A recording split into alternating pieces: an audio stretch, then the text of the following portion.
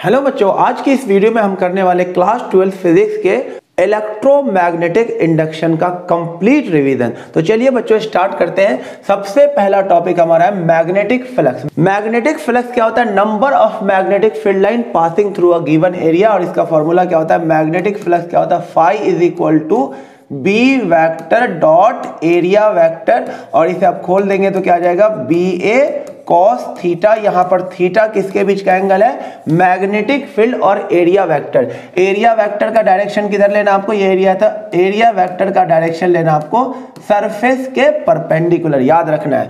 इसकी SI unit क्या होती है? वेबर। फ्लक्स की एसआई यूनिट होते हैं बच्चों वेबर। सिंपली क्या लिखेंगे? वीबी लिखेंगे। और अगर आपको फ्लक्स का डायमेंशन निकालने को बोले, यूनिट तो हो गया वेबर, और इसका डायमेंशन निकालना हो तो सबसे पहले आपको क्या करना होगा? इस फॉर्मूले से मैग्नेटिक फील्ड का डायमेंशन निकालना होगा, तभी आप फ्लक्स का डायमेंशन यहां से निकाल सकते हैं, बी इंटू ए से। तो पहले इस फॉर्मूले का यूज करके बी का डायमेंशन निकाल लेते हैं, एफ अपॉन में आई एल। तो बी का डायमेंशन हो जाएगा, फोर्स का डायमेंशन होता है बच्चों M L T minus to.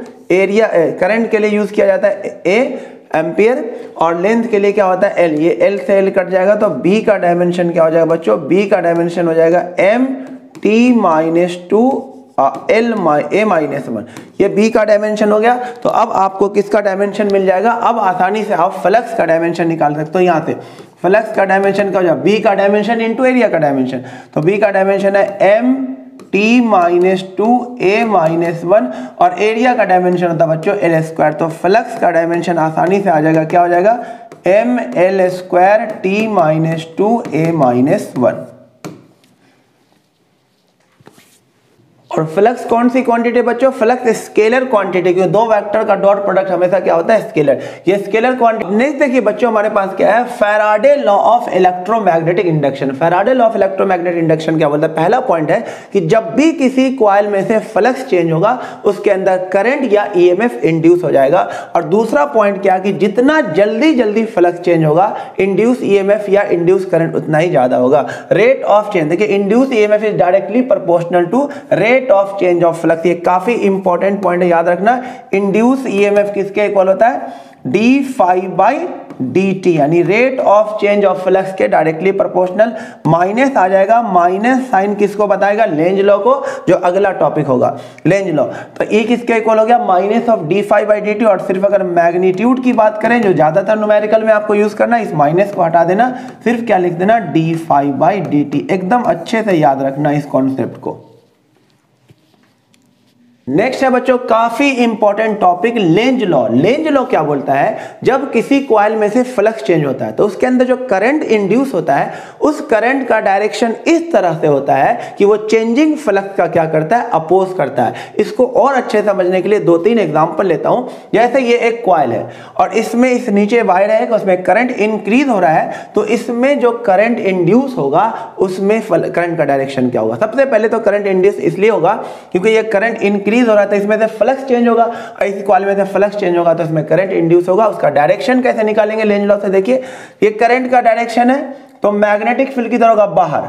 तो मैग्नेटिक फील्ड बाहर, वो भी क्या हो रहा है? इंक्रीज हो रहा है, यानी बाहर वाला मैग्नेटिक फील्ड इंक्रीज हो रहा है, यानी डॉट वाला मैग्नेटिक फील्ड क्या हो रहा है? इंक्रीज हो रहा है। डॉट मतलब आउटवर्ड और क्रॉस मतलब इनवर्ड। तो बाहर वाला मैग्नेटिक फील्ड इंक्रीज हो रहा है, तो कॉइल चाहेगा उस मैग्नेटिक फील्ड को डिक्रीज करना। तो कॉइल जब उस मैग्नेटिक फील्ड को डिक्रीज करना चाहेगा तो कॉइल इस तरह से करंट इंड्यूस करेगा कि उसका मैग्नेटिक फील्ड क्या हो? कॉइल का अंदर। तो कॉइल अपने अंदर करंट कैसा ले आएगा? क्लॉकवाइज। देखिए क्लॉकवाइज लाने से क्या होगा? कॉइल का मैग्नेटिक फील्ड किधर हो जाएगा? अंदर। इसका मैग्नेटिक फील्ड था बाहर, वो इंक्रीज हो रहा था, उसको घटाने के लिए कॉइल ने क्या करा? करंट ले आया अपने अंदर क्लॉकवाइज, और कॉइल का मैग्नेटिक फील्ड किधर चला गया? अंदर। तो इस तरह से इंक्रीजिंग मैग्नेटिक फील्ड का क्या हो गया? अपोज। तो इसको और अच्छे समझिए, बहुत सारे एग्जांपल से समझाऊंगा। इस वायर में देखिए करंट क्या हो रहा है? डिक्रीज हो रहा है, तो इसमें आपको करंट का डायरेक्शन बताना है। तो देखिए करंट का डायरेक्शन इधर है, तो मैग्नेटिक फील्ड किधर हो गया? अंदर, यानी अंदर मतलब क्रॉस मैग्नेटिक फील्ड। और ये करंट डिक्रीज हो रहा है तो मैग्नेटिक फील्ड भी क्या होगा? डिक्रीज होगा। तो अंदर वाला मैग्नेटिक फील्ड घट रहा है तो कॉइल क्या चाहेगा? उसे बढ़ाना। तो कॉइल अपना मैग्नेटिक फील्ड भी क्या देगा? अंदर ही देगा। तो अंदर मैग्नेटिक फील्ड देने के लिए अगेन इसमें करंट क्या आएगा बताओ? क्लॉकवाइज आ जाएगा, सो दैट इस कॉइल का भी मैग्नेटिक फील्ड किधर हो जाए? अंदर ही हो जाए। देखिए दो एग्जांपल और लीजिए, ये बाहर एक कॉइल रखा हुआ है और ये मैग्नेटिक फील्ड के अंदर आता है, आपको इसमें करंट का डायरेक्शन बताना यूजिंग लेंज लॉ। देखिए ये क्रॉस मैग्नेटिक फील्ड है, मतलब outward magnetic inward magnetic field, अंदर वाला मैग्नेटिक फील्ड है।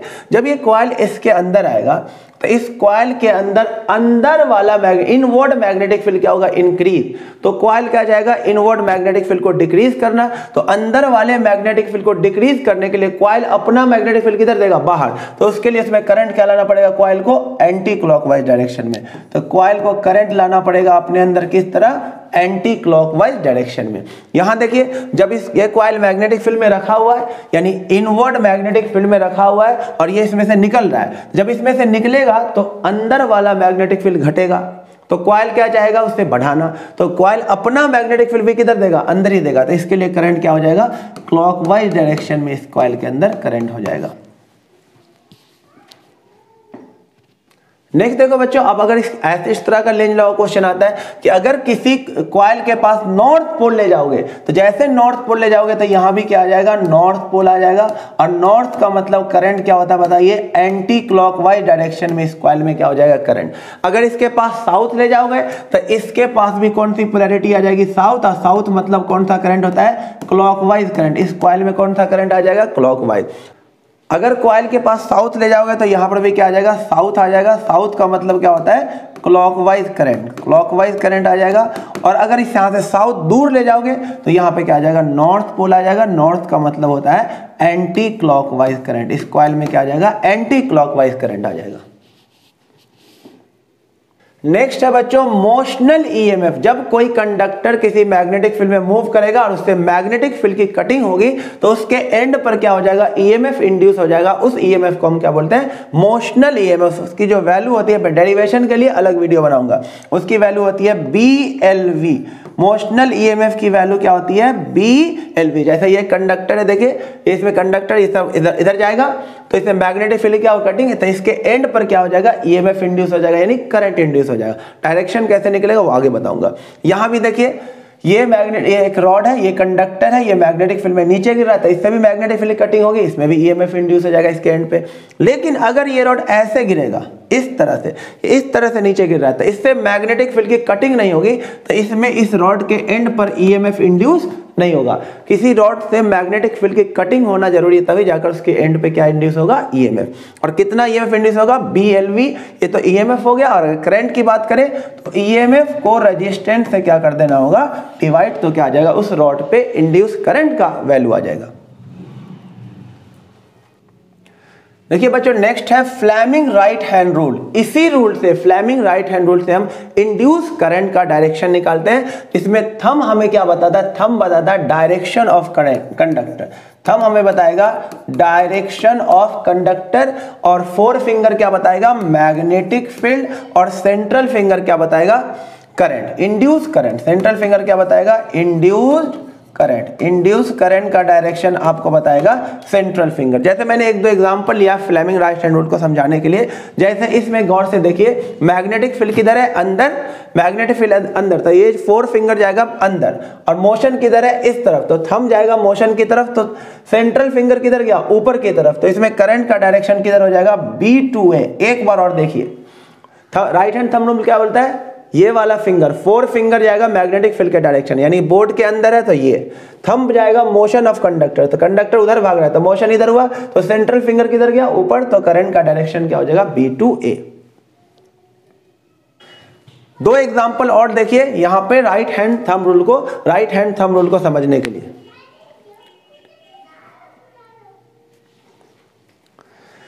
देखिए Fleming right hand thumb rule को समझने के लिए दो और एग्जांपल लीजिए। देखिए यहां पर मैग्नेटिक फील्ड अंदर है, मोशन कंडक्टर का नीचे है। तो मैग्नेटिक फील्ड अंदर, इस वाले फिंगर को अंदर ले गए, मैग्नेटिक फील्ड अंदर, थंब जहां जाएगा नीचे मोशन के डायरेक्शन में। तो देखो सेंट्रल फिंगर का डायरेक्शन किधर हो गया, इधर, A to B। तो करंट का डायरेक्शन किधर हो जाएगा, A to B। एक बार और देखिए, ये वाले फिंगर को मैग्नेटिक फील्ड की तरफ अंदर, थंब को मोशन की तरफ। थंब मोशन किधर है, नीचे, मैग्नेटिक फील्ड अंदर, थंब नीचे, यानी मोशन नीचे। और तो करंट किधर हो जाएगा A to B। ये हो गया राइट हैंड थंब रूल। इसको भी समझ सकते हैं। यहाँ पर डॉट मैग्नेटिक फील्ड है। डॉट मैग्नेटिक फील्ड का मतलब क्या होता है आउटवर्ड। तो मैग्नेटिक फील्ड किधर हो गया बाहर, अब मोशन है उधर। तो देखो ऐसे देखो, मैग्नेटिक फील्ड बाहर, अब मोशन किधर हो गया, थंब गया मोशन की तरफ, ये गया मैग्नेटिक फील्ड की तरफ। तो करंट का डायरेक्शन किधर हो जाएगा नीचे। तो इसमें करंट का डायरेक्शन किधर हो जाएगा A to B। देखिए नेक्स्ट है बच्चों अर्थ का मैग्नेटिक फील्ड। अर्थ के पास हॉरिजॉन्टल मैग्नेटिक फील्ड भी होता है, वर्टिकल मैग्नेटिक फील्ड भी होता है। अगर इसे आप रिजॉल्व करेंगे तो हॉरिजॉन्टल मैग्नेटिक फील्ड क्या हो जाएगा, बी नेट को बी ले लेते हैं, बी नेट को हम बी ले लेते हैं। तो हॉरिजॉन्टल कंपोनेंट किसके इक्वल हो जाएगा, याद रखना आपको, बी कॉस थीटा के इक्वल। वर्टिकल कंपोनेंट किसके इक्वल हो जाएगा, बी साइन थीटा के इक्वल। और बी नेट को हमने बी लिया था। नेट मैग्नेटिक फील्ड आप निकाल सकते हैं पाइथागोरस से, क्या हो जाएगा बी एच का स्क्वायर प्लस में बी वर्टिकल का स्क्वायर और रिजल्टेंट का हॉरिजॉन्टल के साथ। इन दोनों को डिवाइड कर दिए, इन दोनों को डिवाइड करेंगे साइन अपॉन कॉस क्या आ जाएगा 10 और ऊपर आ जाएगा बी वर्टिकल और नीचे आ जाएगा बी हॉरिजॉन्टल। ये भी याद रखना। देखिए नेक्स्ट है आपको इस चैप्टर में ग्राफ बहुत ड्रॉ करने को बोला जाएगा। जैसे आपको ग्राफ ड्रॉ करना है फ्लक्स का टाइम के साथ। और टाइम कैसे, फ्लक्स कैसे चेंज हो रहा है, देखिए 0 से 2 में फ्लक्स क्या हो रहा है, इंक्रीज हो रहा है। तो 0 से 2 में फ्लक्स को क्या कर दीजिए, इंक्रीज। ये फ्लक्स क्या हो गया, इंक्रीज हो गया। उसके बाद क्या हो रहा है, देखिए 2 से 4 में फ्लक्स क्या है, कांस्टेंट। तो 2 से 4 सेकंड में फ्लक्स को क्या कर दीजिए, कांस्टेंट। ये कांस्टेंट कर दिया। फिर 4 से 6 में क्या हो रहा है, फ्लक्स डिक्रीज। तो 4 से 6 में फ्लक्स को क्या कर दीजिए, डिक्रीज। ये बन गया फ्लक्स का टाइम के साथ ग्राफ। अब बनाना दूसरा इंड्यूस ईएमएफ का टाइम के साथ। जब भी फ्लक्स चेंज होगा ईएमएफ इंड्यूस होगा। तो ईएमएफ इंड्यूस का फॉर्मूला क्या होता है, minus of D phi by D T. देखो ये चीज अगर पॉजिटिव होगा, ये चीज अगर पॉजिटिव होगा तो ईएमएफ क्या आ जाएगा, पॉजिटिव इंटू नेगेटिव, ईएमएफ क्या आ जाएगा, नेगेटिव। और अगर ये चीज क्या हो जाए, नेगेटिव आ जाए, D phi by D T, D phi by D T अगर क्या आ जाए, नेगेटिव आ जाए तो नेगेटिव नेगेटिव क्या हो जाएगा, पॉजिटिव। तो ईएमएफ क्या आ जाएगा, पॉजिटिव। देखो फ्लक्स इंक्रीज हो रहा है, तो फ्लक्स इंक्रीज हो रहा है तो ये चीज क्या आएगा, पॉजिटिव आएगा। तो इंड्यूस ईएमएफ क्या आ जाएगा, नेगेटिव। तो 0 से 2 4 6, 0 से 4 में फ्लक्स क्या हो रहा है, इंक्रीज। तो ईएमएफ आएगा नेगेटिव। तो आप यहां पे बनाएंगे ईएमएफ, ये हो जाएगा इंड्यूस ईएमएफ। उसके बाद 2 से 4 में फ्लक्स क्या है, कांस्टेंट। तो ईएमएफ क्या होगा, 0। अब 4 से 6 में क्या हो रहा है, फ्लक्स डिक्रीज हो रहा है। फ्लक्स डिक्रीज होगा तो ये चीज नेगेटिव होगा। तो नेगेटिव नेगेटिव क्या हो जाएगा, पॉजिटिव। तो ईएमएफ जो इंड्यूस होगा वो क्या आएगा, पॉजिटिव होगा, इंड्यूस ईएमएफ। अब उसके बाद ग्राफ बनाना है आपको किसके लिए, करंट का टाइम के साथ। तो करंट का तो बड़ा सिंपल सा फॉर्मूला है, I is equal to EMF को क्या करना है आपको, रेजिस्टेंस से डिवाइड कर देना है। अब देखो यहाँ पर रेजिस्टेंस जो है वो 1 से कम है, यानी 0.1। तो इसकी जो वैल्यू आ जाएगी वो ईएमएफ से क्या हो जाएगी, ज्यादा आ जाएगी। ये जो वैल्यू आ जाएगी न्यूमेरिकली जो होगा वो करंट वो ईएमएफ से क्या हो जाएगा, ज्यादा, क्योंकि नीचे क्या 0 से कम वैल्यू है, 1 से कम वैल्यू है। तो आप ग्राफ तो सेम बनेगा लेकिन करंट का जो अमाउंट होगा वो ज्यादा। तो आप इसी तरह का बनाएंगे लेकिन करंट के लिए थोड़ा सा ज्यादा। ये 2 सेकेंड था, ये 4 सेकेंड था और ये 6 सेकेंड था। तो करंट क्या हो जाएगा, थोड़ा सा ज्यादा। यहाँ पे ईएमएफ 0 है तो करंट भी क्या होगा, 0। और यहाँ पे क्या हो जाएगा, ये ज्यादा करंट आ जाएगा। बस ग्राफ सेम बनेगा लेकिन करंट का अमाउंट क्या हो जाएगा, ज्यादा, वैल्यू ज्यादा हो जाएगी। नेक्स्ट देखिए, ये भी चीज बहुत काफी बार पूछा जाता है आपसे कि एक रॉड है v वेलोसिटी से मैग्नेटिक फील्ड में जा रहा है, उसमें करंट इंड्यूस हो रहा है I। तो ईएमएफ, करंट, फोर्स और पावर की वैल्यू क्या होगी। हम सबको पता है मोशनल ईएमएफ कितना इंड्यूस होगा BLV। मोशनल ईएमएफ क्या हो जाएगा, BLV। करंट कितना होगा, ईएमएफ को क्या करेंगे, रेजिस्टेंस से डिवाइड। तो क्या आ जाएगा, BLV अपॉन में रेजिस्टेंस। फोर्स कितना अभी बताया था, फोर्स कितना होता है, BIL। किसी कंडक्टर को मैग्नेटिक फील्ड में डालते हैं तो फिर फोर्स क्या लगता है, BIL। फोर्स लगता है BIL। तो यहाँ पे देखिए आप B की जगह B लिखे और I की जगह ये ऊपर से क्या लिखे, BLV अपॉन में रेजिस्टेंस इनटू में L। तो बताइए यहाँ से फोर्स का रिजल्ट क्या आ जाएगा, फोर्स का रिजल्ट आ जाएगा B स्क्वायर, LV 2 बार हो गया तो L स्क्वायर इंटू में वेलोसिटी अपॉन में रेजिस्टेंस। ये तो आ गया फोर्स का एक्सप्रेशन। अब क्या होगा, पावर। पावर किसके इक्वल होता है, पावर का फॉर्मूला होता है बच्चों, याद रखना, पावर होता है फोर्स और वेलोसिटी का डॉट प्रोडक्ट। तो पावर क्या हो जाएगा, फोर्स को मल्टीप्लाई कर दीजिए वेलोसिटी से तो क्या हो जाएगा, B स्क्वायर L स्क्वायर, एक V क्या हो जाएगा, V स्क्वायर बाई R। तो ये पावर का भी एक्सप्रेशन आ गया। पावर को आप ऐसे भी निकाल सकते हो, पावर किसके इक्वल होता है, P = VI भी होता है, V है इंड्यूस EMF और I है करंट, तो आप क्या करो इन दोनों को मल्टीप्लाई करो तब भी यही रिजल्ट आएगा, कर सकते हो।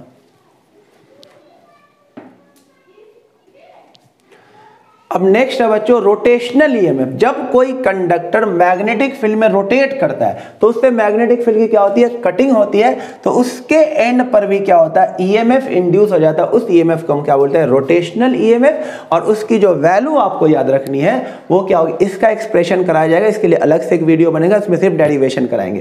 तो इंड्यूस ईएमएफ का फॉर्मूला होता है इसमें ½ BL² ये होता है फॉर्मूला इंड्यूस ईएमएफ का रोटेशनल केस में। यहां पे भी मैग्नेटिक फील्ड है, लेंथ क्या है इस रॉड का, L क्या इस रॉड का लेंथ है, ओमेगा क्या है इस रॉड की एंगुलर वेलोसिटी। तो एंगुलर वेलोसिटी न्यूमेरिकल में हमेशा किस में दिया होगा, आरपीएम में दिया होगा, रेवोल्यूशन पर मिनट में, बट हमें कन्वर्ट करना होगा एसआई में यानी कि रेडियन पर सेकेंड। तो याद रखना अगर आरपीएम दे रखा हो तो रेडियन पर सेकेंड में कैसे बदलना, कुछ नहीं करना आपको, 2π/60 का क्या कर देना मल्टीप्लाई। जैसे 120 आरपीएम था तो इसे हमने क्या किया 2π/60 का मल्टीप्लाई कर दिया, तो ये एसआई में बदल गया कितना, 4π रेडियन पर सेकेंड। ये आ गया एंगुलर वेलोसिटी ओमेगा। तो ओमेगा को आरपीएम से रेडियन पर सेकेंड में कैसे बदलेंगे, 2π/60 का मल्टीप्लाई करके। नेक्स्ट है बच्चों self inductance L। Self inductance क्या होता है, जैसे एक कॉइल है, इसके अंदर करंट क्या है I, तो जो फ्लक्स होगा बच्चों वो डायरेक्टली प्रोपोर्शनल होगा करंट के। जितना ज्यादा करंट उतना ज्यादा मैग्नेटिक फील्ड, उतना ज्यादा फ्लक्स, यानी फ्लक्स क्या होता है, number of magnetic field line. तो जितना ज्यादा करंट होगा उतना ज्यादा फ्लक्स। प्रोपोर्शनलिटी का साइन हटेगा तो कांस्टेंट आ जाएगा L। इसी L को हम क्या बोलते हैं, सेल्फ इंडक्टेंस बोल दो या कोफिशिएंट ऑफ सेल्फ इंडक्शन बोल दो। तो यहां से बताओ L किस के इक्वल हो जाएगा, φ/I। अगर हमने I को 1 एम्पियर रख दिया तो L किसके इक्वल हो जाएगा, φ से। तो अब हम L को क्या कर सकते हैं, डिफाइन कर सकते हैं, सेल्फ इंडक्टेंस को क्या कर सकते हैं, डिफाइन। देखो मैं बोलूंगा लिखूंगा नहीं, सिर्फ ध्यान से सुनिए। L किसके इक्वल हो गया, फाई के, यानी कि सेल्फ इंडक्टेंस किसके इक्वल हो गया, flux passing through the coil when current in coil is 1 ampere. फिर से रिपीट कर रहा हूं, L किसके इक्वल होता है, L को कैसे डिफाइन करोगे, self inductance is defined as flux passing through a coil when current in coil is 1 ampere. इसकी एसआई यूनिट क्या होती है, सेल्फ इंडक्टेंस की, हेनरी। अब आप देखिए सेल्फ इंडक्टेंस को आप एक और तरीके से डिफाइन कर सकते हो, E किसके इक्वल होता है, d∅/dt। तो बताओ इंड्यूस ईएमएफ किसके इक्वल हो गया, d/dt ऑफ फाई की जगह लिख दो Li। L को कर दो बाहर, ये क्या आ जाएगा अंदर, di/dt आ जाएगा। इसको रख दो, ये क्या है, rate of change of current. अगर ये 1 एम्पियर पर सेकेंड हो जाए, ये 1 एम्पियर पर सेकेंड हो जाए, तो आप बताओ L किसके इक्वल हो गया, इंड्यूस ईएमएफ के। तो चलो एक और तरीके से डिफाइन करता हूं। Self inductance is defined as induced EMF in coil when rate of change of current in coil is 1 ampere per second। अब नेक्स्ट देखो self inductance of long solenoid. बच्चों इसका डेरिवेशन भी कराऊंगा, तो आपको सिर्फ रिजल्ट यहाँ पे देखिए। Self inductance of long solenoid, एक सोलेनॉइड है जिसका लेंथ L है, उसमें करंट I पास हो रहा है, उसका मैग्नेटिक फील्ड B है, इसमें टोटल नंबर ऑफ टर्न क्या है, कैपिटल N, और A क्या है, इसका एरिया ऑफ क्रॉस सेक्शन। तो इसका जो सेल्फ इंडक्टेंस होता है, आपको रिजल्ट लिख रहा हूँ, इसको डिराइव करके भी दिखाऊंगा, वो होता है बच्चों, याद रखना होगा आपको, μ0 N² A/L। ये होता है self inductance of a long solenoid, आपको अच्छे से याद रखना होगा।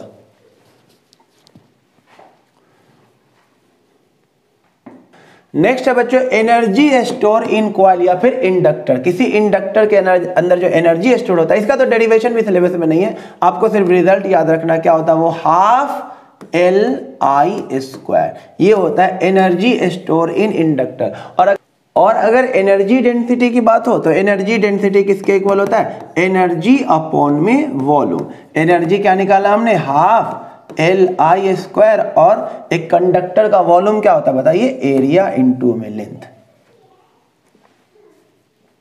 अब नेक्स्ट क्या बच्चों देखिए, म्यूचुअल इंडक्शन। म्यूचुअल इंडक्टेंस यानी कि जब एक कॉइल में फ्लक्स चेंज हो और दूसरे कॉइल, पड़ोसी कॉइल में ईएमएफ इंड्यूस हो जाए, इस फेनोमेना को हम क्या बोलते हैं, म्यूचुअल इंडक्शन। एक में फ्लक्स चेंज होगा और दूसरे में क्या होगा, ईएमएफ इंड्यूस हो जाएगा, इस फेनोमेना को बोलते हैं म्यूचुअल इंडक्शन। तो देखिए इसमें जो फ्लक्स होगा, सेकेंडरी में जो फ्लक्स होगा प्राइमरी के करंट के क्या होगा, डायरेक्टली प्रोपोर्शनल। प्रोपोर्शनलिटी का साइन हटेगा तो एक कांस्टेंट आ जाएगा m इंटू में I।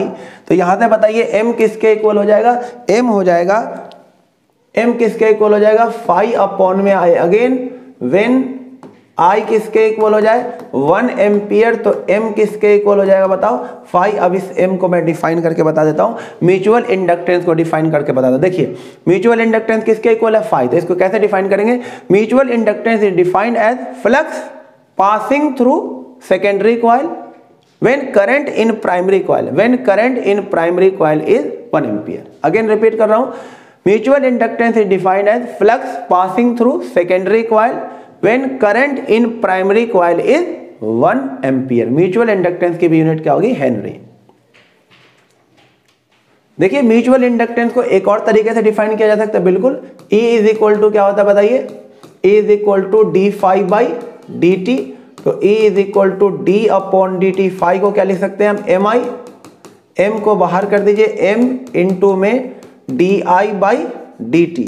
और अगर ये कितना हो जाए, 1 एम्पियर पर सेकेंड, ये अगर 1 एम्पियर पर सेकेंड हो जाएगा तो म्यूचुअल इंडक्टेंस किसके इक्वल आ गया, इंड्यूस ईएमएफ के। तो आप इसको फिर से डिफाइन कर सकते हैं, mutual inductance is defined as induce EMF in secondary coil when rate of change of current in primary coil is 1 ampere per second। again repeat, mutual inductance is defined as induced EMF in secondary coil when rate of change of current in primary coil is 1 ampere per second।